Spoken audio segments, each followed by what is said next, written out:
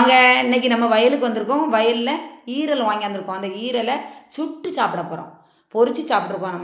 இன்றைக்கி நம்ம சுட்டு தான் சாப்பிட போகிறோம். அதே இவ்வளோ தண்ணி துண்டாக வெட்டிக்கிட்டோம். மொத்தமாக 1 கிலோ இருக்கும். கொத்தாக தான் வாங்கிட்டு வந்தாங்க.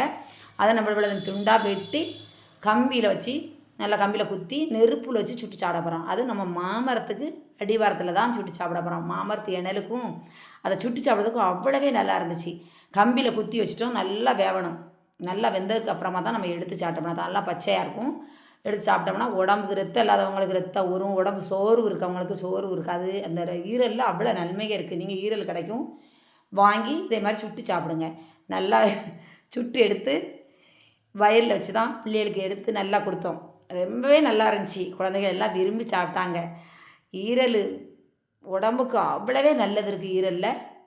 ஈரல் கிடச்சா வாங்கி சாப்பிடுங்க. ரொம்ப டேஸ்ட்டாக இருக்குது. சுவையோ சுவை.